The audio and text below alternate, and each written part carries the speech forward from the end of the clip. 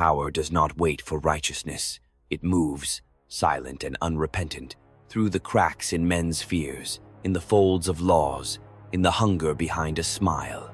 You were told to pursue justice. You were told to play fair. You were told there's honor in restraint. But those who whispered these things never ruled anything that could bleed. Justice is not a force. It is a story, a veil, draped carefully over the machinery of control. It comforts the ruled. It excuses the ruler. But beneath it lies the real architecture: leverage, cold, calculating, impersonal. The lever, not the sermon, moves the world. The man who seeks justice must wait. The one who seeks leverage acts. Justice is static. Leverage is fluid. It flows through secrets, debts, weakness, dependency. It thrives wherever men are bound by invisible strings they cannot cut, and every state is stitched together by those strings. Fear, obligation, compromise, silence. To command a world that lies, you must become fluent in lies, but not as a liar, as a cartographer of human deceit, mapping it, shaping it, using it. This is not betrayal. This is survival. A leader who demands purity is a child demanding thunder to be quiet. The world is not clean. Power is never clean. People are not loyal to truth. They are loyal to need, to fear, to memory, to the hand that feeds them when they are hungry and strangles them when they stray. The ruler who forgets this becomes a servant in his own palace, obeyed in public, ignored in private, mocked in exile. Do not seek to be loved. That is a luxury. Seek to be necessary. That is a law. Make yourself the spine of your enemy's stability, the shadow beneath your allies' prosperity. When they think of removing you, they must tremble not because they love you, but because they fear the collapse of their own illusions. Power is not maintained by admiration. It is preserved by the absence of alternatives. You do not need to be trusted, only predictable. You do not need to be adored, only indispensable. Command respect not by what you promise, but by what you control. Promises vanish. Leverage lingers. Men will say they want freedom, but give them too much of it, and they will beg for order. They will trade liberties for safety, truth for comfort, dignity for convenience. This is not a defect.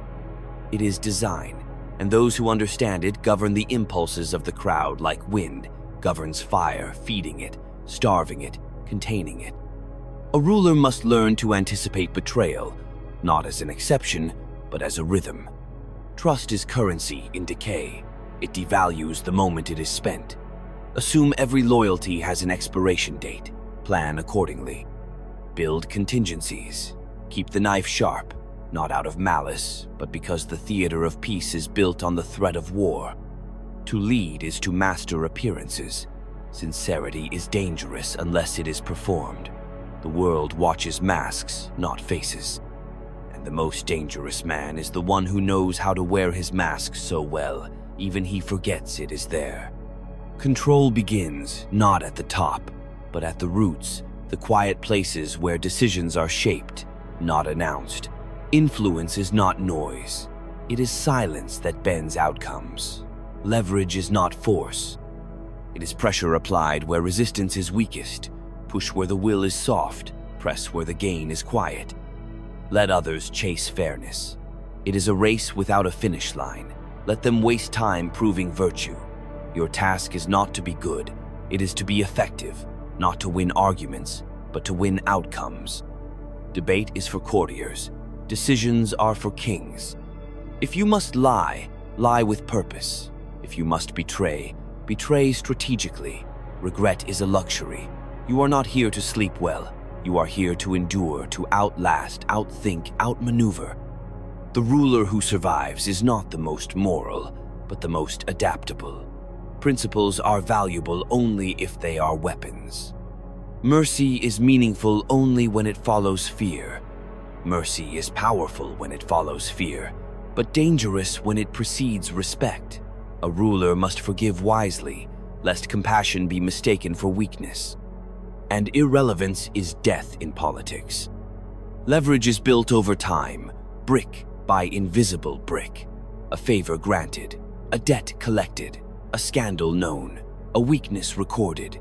Patience is your accomplice, memory your arsenal. Every interaction is a negotiation, every alliance a transaction. Love fades, leverage does not. If you wish to rule, forget what you were taught. Forget the myth of the noble king, the fair leader, the selfless servant. These are masks, worn for effect, discarded when the audience sleeps. Study the wolves, observe the spiders, learn from the parasites. They survive because they understand the game. They do not moralize the jungle, they master it. Do not confuse power with position. Many wear crowns, yet wield nothing. Others move the world from the shadows, unknown, untouched, unblamed. It is better to be feared in whispers than praised in headlines. Learn to disappear when watched and strike when forgotten. The best power is the kind they think they chose, the illusion of freedom wrapped around the reality of control. Make them believe they are sovereign while you pull the strings. Build nothing you cannot burn. Protect nothing you cannot replace. Attach yourself to no belief that cannot be bent. The rigid are shattered, the fluid survive. Your loyalty is not to ideology. It is to strategy. It is not betrayal if it preserves your hand on the wheel. History remembers the visible, but the future belongs to those who shape the invisible, the currents beneath events, the pressure behind decisions, the silence before revolts. Seek not fame, seek leverage. Fame passes, leverage multiplies. Even truth is a weapon when timed. A well-placed fact can collapse an empire. A suppressed fact can build one. The world does not run on justice. It runs on timing, perception, scarcity, and the quiet war between appearances and control. Never explain, never defend. Every explanation is an erosion, every defense an admission of weakness. Speak less than you know, appear less than you are. And always keep a reserve of truth, of force, of betrayal, something they cannot predict. The modern world is not ruled by governments, it is ruled by narratives. Control the story, and you control the audience. Control the audience, and you control the stage. The actors change. The script remains. Understand this, people do not seek truth. They seek reassurance. They do not want freedom. They want the illusion of freedom with the comfort of chains. Give them both, and they will call you savior. Your goal is not peace, it is balance. Not popularity, but permanence, not justice leverage. Because when the storm comes, and it always comes, only leverage decides who drowns and who rules the flood. When a man ascends, he does not rise alone. He carries debts, alliances, quiet promises, and the scars of every compromise he made to reach the summit. These are not burdens to mourn. They are the price of motion. The higher you climb, the more invisible your chains must become. True power is not in shedding these obligations, but in weaving them into your architecture of control, converting every dependency into a lock, every favor into a trap, every weakness into a window. Do not free yourself from the web. Spin it tighter. Make yourself the spider at its center. The throne is not a seat, it is a snare. No ruler is ever truly secure. At best, he is momentarily unchallenged. And this temporary illusion is sustained not by strength alone, but by the careful manipulation of belief, fear, and fatigue. The masses are not governed by laws, but by rhythms, the slow pulse of routine, the pacifying repetition of spectacle, the narcotic drip of stability. As long as their instincts sleep, they will not rise. And when they do rise, it is never against tyranny, but against chaos. They fear the absence of structure more than the cruelty of the hand that structures them. Remember this, and you will never need to ask for loyalty, they will offer it, begging for chains that feel familiar. To govern men is to manage their illusions. They want a leader who appears certain, even when the path is smoke. They want decisiveness, not wisdom, vision, not truth. The one who hesitates to deceive them, who seeks to awaken them from their dreams, becomes their enemy. not because he lies, but because he refuses to. The people do not crave freedom from manipulation. They crave to be manipulated well. Give them enemies, give them symbols, give them villains to hate and victories to chant. These are the currency of cohesion. Strip them away, and you strip away the spell that holds the state together. In every palace, there are whispers. In every alliance, the seed of treason. It is not a question of if betrayal comes only when and whether it will be fatal. Learn to hear silence. Learn to see the twitch behind the smile, the pause in the oath, the trembling in the hand that feeds you. When betrayal is finally confessed, it has already been rehearsed 100 times. Do not wait for the knife to land. Design your palace with mirrors, not windows. Anticipate the betrayal, and when it comes, respond not with outrage but with calculation. Rage is for the dethroned. Strategy is for those who remain. A ruler cannot afford to love without suspicion. Affection is not forbidden, but it must be supervised. Love is leverage only when it is asymmetrical. If they need you more than you need them, you are safe.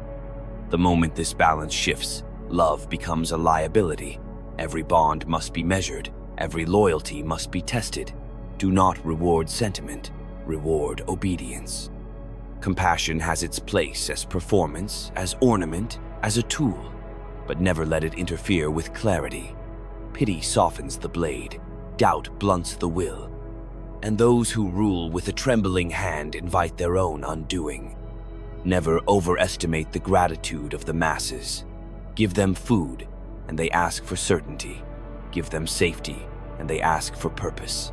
Give them purpose, and they ask for blood. The crowd forgets what it consumes. They do not remember peace, they remember spectacle. Give them parades, wars, trials, rituals.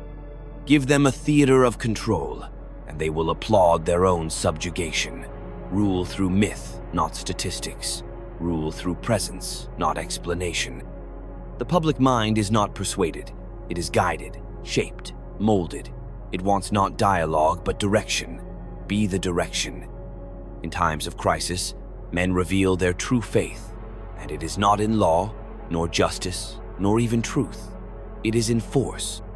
When the earth shakes and the sky darkens, they look not to philosophers, but to those who can kill cleanly and command without trembling. The ruler who hesitates in these moments is finished. In crisis, kindness is a threat. Compassion looks like weakness. Show resolve. Show capacity. Show the capacity to be cruel even if you do not use it. The image of power often preserves power better than its exercise. You must be able to do anything. That does not mean you must do everything. Restraint is only respected when the blade is visible. Enemies are not to be avoided. They are to be curated. A ruler without enemies is a man without definition. Your adversaries give shape to your authority. They justify your actions. They rally the uncertain. Choose your enemies with care. Make them visible. Make them loud. Then defeat them in a manner so theatrical that even your allies believe in your myth. The greatest trick is to allow your enemies to define themselves before you destroy them, to let them appear monstrous, disloyal, chaotic. Once they reveal their nature, you need only reflect it back to the world. Stability is not achieved through consensus. It is achieved through pressure applied precisely, continuously, invisibly. Pressure on institutions to obey. Pressure on subordinates to compete. Pressure on the population to comply. Pressure on the elite to fear. You do not need to destroy dissent. You only need to isolate it, make it expensive, inconvenient, unprofitable. Let the rebellious speak, but ensure no one listens. Let the idealists dream, but rob them of resources. Let the critics publish, but drown them in noise. Censorship is crude. Sophisticated control wears the face of freedom and kills from behind. There is no permanent loyalty, only overlapping interests. Alliances are not friendships. They are contracts with expiration dates. The wise ruler never assumes an ally will remain so. He prepares for their exit from the beginning. Share just enough to bind, Never enough to depend. Always leave them needing you slightly more than you need them. And when the day comes, and it will, when they turn, you must already possess the map to their destruction. Keep it close, use it when the balance tips, and never apologize for its existence. Survival is not cruelty, it is law. Governance is not about laws, it is about moods. The emotional weather of the state must be carefully managed. Optimism can be dangerous, panic even more so. The ideal condition is controlled uncertainty, enough anxiety to deter rebellion, enough hope to prevent despair. Fear keeps them obedient, hope keeps them docile. The moment they believe they have nothing left to lose, you lose your grip. But give them a glimmer, a future, a reward, a lie, and they will endure almost anything. The truth is rarely necessary. The mood is everything. There are no permanent victories, only intermissions between threats. The ruler who grows complacent in peace prepares his own downfall. Peace is not a pause. It is an opportunity to rearm, to cleanse, to fortify. Study your borders, study your bureaucracies, study your successors. The greatest threat to a ruler often lies not outside, but beneath in the ungrateful heir, the ambitious minister, the smiling subordinate who has waited years for a single moment of inattention. Do not wait for the knife. Dismantle it before it is forged. Those who dream of noble rule misunderstand the very marrow of power. Nobility is decoration. It satisfies the poets and the powerless. But it has no weight when the city burns, when the generals plot, when the coffers empty. Rule not through ideals, but through mechanisms. Feed the army, feed the merchants, feed the myth. The people do not need justice. They need predictability. Let the court speak of equity. Let the market speak of growth. Let the ruler speak of inevitability. You were not chosen to be good. You were shaped to be effective. To command the beasts requires both wisdom and force. Love and fear must be balanced, but if you cannot have both, let fear prevail. This is the center. This is the law beneath all laws. This is how the world is truly run. Beware the comfort of applause. Praise is the currency of manipulation, paid by those who wish to disarm you with flattery, to dull your instincts, to coax you into posing instead of acting. Applause makes rulers lazy. It teaches them to perform rather than to rule. Let others bask in admiration. You must remain vigilant, listening not to what is said in your presence, but to what is whispered in your absence. The true assessment of a ruler is not in cheers, but in silence, in the rooms where his name curdles on the tongue, where loyalty wears a mask, and where opportunity sharpens its blade in the dark. You will be tempted, always, to seek understanding, to explain your methods, to show your wounds. Resist this. The ruler who needs to be understood becomes predictable.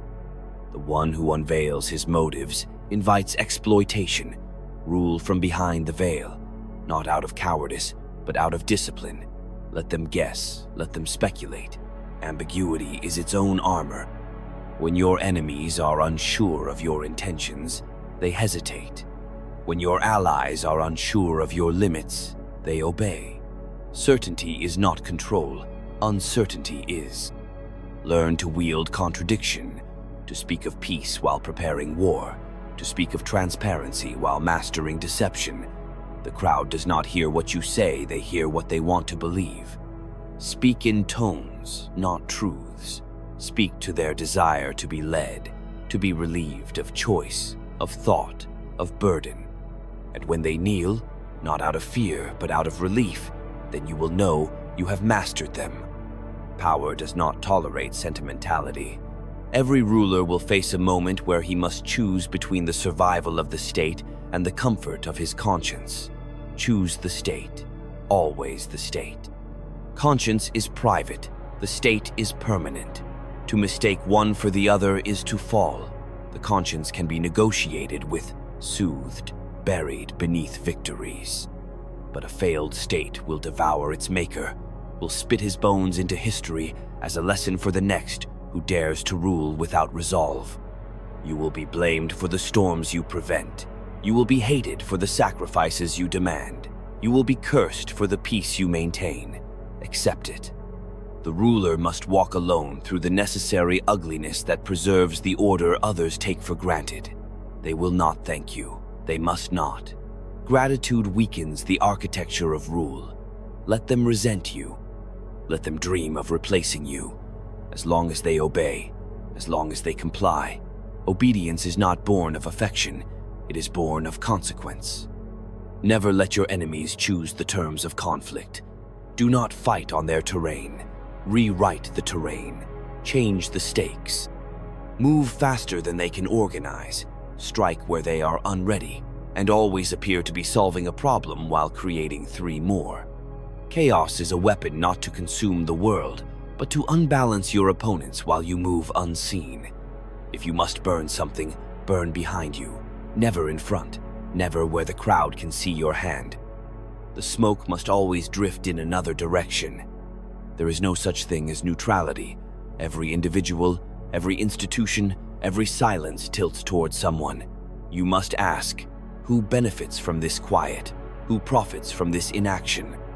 Those who seem neutral are often simply waiting to side with the victor, waiting for the tides to shift, waiting for you to fail. Do not trust the still. Pressure them, test them. Make them declare. Neutrality is an illusion that benefits the patient traitor. Bureaucracy is the slow poison of power. It offers the appearance of stability while bleeding, initiative, clarity, urgency. Left alone, it becomes a state within the state, unaccountable, immovable, immune to the will of its supposed master. You must gut it periodically. Fear must be introduced like fire in a dry forest. Not to destroy, but to remind. The knife must be sharp and ceremonial. Promotions must be rewards for loyalty, not merit. Merit creates ambition. Loyalty creates structure. Punishment must be rare, but theatrical. Not petty, not cruel, precise. It must speak to others more than to the one punished. A single well-publicized fall is worth more than 100 warnings. And it must always seem inevitable, not personal, not emotional, but mechanical.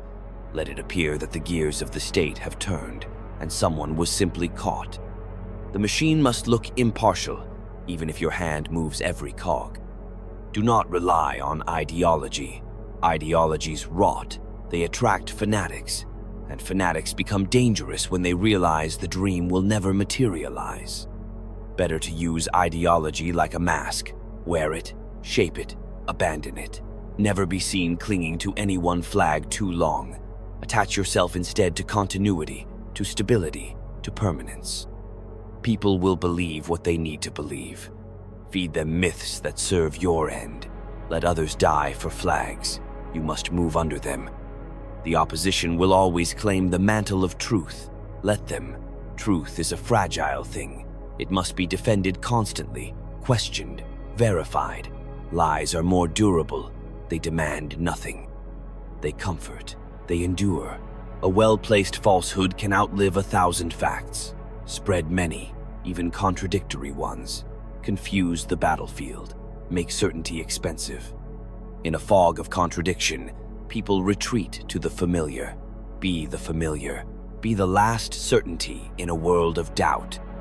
Control the symbols, the flag, the anthem, the holidays, the rituals. These are not decorations, they are anchors. They bind the mind to continuity. They convince the masses that the world is ordered, even when it is not. Strip your enemies of symbols, erase their holidays, rewrite their heroes. If you cannot destroy them, absorb them. Make their identity serve your architecture. Control the memory, and you control the future. Never allow moral purists to dictate the rhythm of rule. They will demand perfection, denounce compromise, and sabotage stability for the illusion of virtue. The ruler does not deal in absolutes. He deals in ratios: how much blood to spill, how much silence to buy, how much error to absorb. The purist dies early or kills needlessly.